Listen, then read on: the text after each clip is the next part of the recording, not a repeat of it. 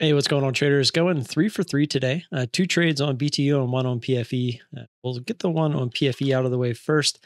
This was a pretty good one. It was kind of volume out of nowhere. It was on some kind of news talks with China about getting a generic drug over there or something. But as you can see, if we zoom in, made a pretty good initial move here. I pulled this up. I didn't like it. I was looking for much more, especially on a volume out of nowhere.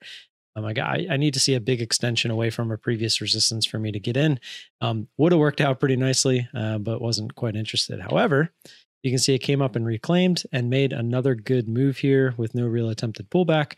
I was really hoping to get the push up through 5150 originally, but it kept rejecting at the high, like 5142, 43 or something like that. I ended up hitting this on the way down from one of those last rejections. Got filled at 34. Was looking for a retest at 51. And then what it did after that, I didn't really care. I was thinking about if it did do that, I might just take half looking for the retest at 5076, that previous resistance. But it didn't want to do that. It actually went up through 5150 pretty soon after we got in. Went to 5160, was looking for 5170s for an ad, didn't quite get there. So when it came down, I tried to let it do its thing. I was hoping to let it get down through 51 after I took off this first half. We took this first half. I had an order for the whole thing at 5117. But as you can see, or well, I guess you can't see here because it says 51. Wait, but it came down to like the 20 in the 20s and wouldn't get down through 20. So I ended up taking it at 22 for half, looking for the other half to come down and give us the breakdown towards that 5076. Gave it a couple tries. It didn't even try 51. So noticing that, I figured it was kind of bullish because, usually you get those whole dollar tests if it wants to go lower. Couldn't even get down to it. So when it started to go back up, I wasn't about to let this go red.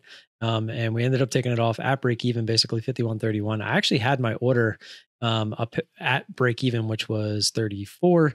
But it went up to 36 and then dropped immediately and filled me at 31. So it gave me 3 cents in my favor on the stop out there. As you can see, it dropped pretty much right back down to where it is close, 16, but then it went all the way back up to almost through 40, got up to 39. So it would have stopped us out again had we still been in. And then it finally worked. So came down, tested that 76, just like I thought it would. Just sucks that if we get that ad, our average is up here in the 40s, probably get to stay in this, just using break even as our stop, and it would have worked out much better. Probably would have taken the same half here, which would have been for more. Took in half of what we had left, which would have been 50 because we would have ended up with 200 shares. So it took 100 here, 50 here, and then had the other 50 for this. So it would have worked out much better had we got that ad. But like I said, I wasn't looking to get an ad that close together, especially a big company like Pfizer, especially when it had really good news. So over to BTU. BTU, two separate moves here. Previous resistance from yesterday down to 27.45. Now, if we zoom in on the first one, wasn't even that great of a move, but up through a whole dollar with no real pullback yet. Just kind of waited for it to basically the buying pressure to stop.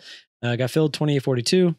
Went up to 28.50. I believe I was looking for through 28.50, but it kept rejecting that. And so I hit this on the way down, 100 shares. Basically got the meat of this move. Got down to 15. We got out of 22. So pretty good up and down move there. If we scroll over, you can see this thing just grinded forever. However, go over to the daily real quick. You'll see I drew a line, pretty clear line here. 1, 2, 3, 4, 5. There's even a 6th one in there if you really want to look close, maybe even 7 if you include this one, times that it touched this $30 area. So I basically said if we could get any kind of a move up towards that area that was straight into it without any pullback yet, I'm going to attempt it. So I tried to let this thing get up to it. It went through 30, but not as much as I was expecting. I thought when it got up to 30, the way that it got there, it was going to give us a little bit more of a pop, but I wanted to make sure that it wasn't going to play any games with me.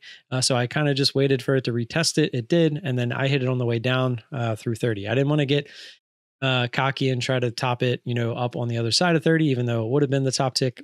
So I ended up just hitting it on the way down. I filled at 29.90. Rode that wave down. Looked like this was a pretty good area of interest. So this is where I ended up taking profit at the whole dollar or half dollar. Sorry. It went to 49. We got filled at 65. And that was that. As you can see, it kind of chopped sideways there and ended up working its way down towards VWAP. So which was about half the move. It's just kind of curious here real quick. Let's see. Yep. It was right around half the move. So That's all I got. Same stuff, different day. These trades were a little bit different because they were bigger companies, so it took a little bit smaller size.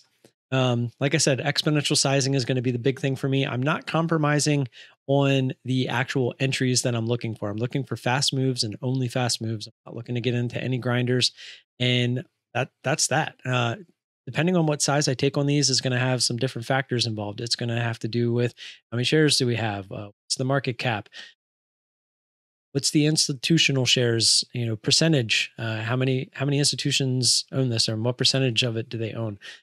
These are things I'm looking at in real time. The float, the overall volume, what kind of volume we're currently getting. Like there's so many little different things that I look at, that are proprietary to me, that go into each and every one of my trades. And I've been trading for 4 years now, and I'm looking for a very specific thing. And if it meets those things, I'm going to get in. If it doesn't, I'm not. So there's going to be trades that I miss, and there's going to be some trades that I take that maybe aren't the best, but I saw what I think is my edge in it. And usually, if there's ones that are questionable like that, I'm going to have smaller size because I know that it's not the best setup.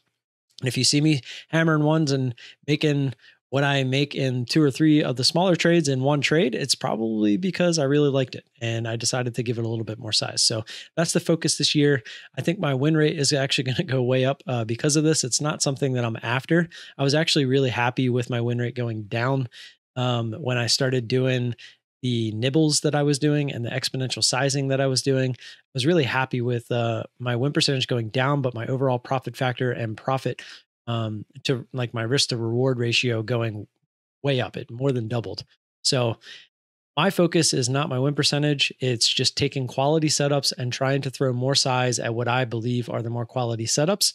And moving forward, that's what we're going to do. So as always, thanks for the support. Like and subscribe. If you have any questions, comments, concerns, you can leave those down below, or you can find me in Discord on Twitter. Those links are in the description.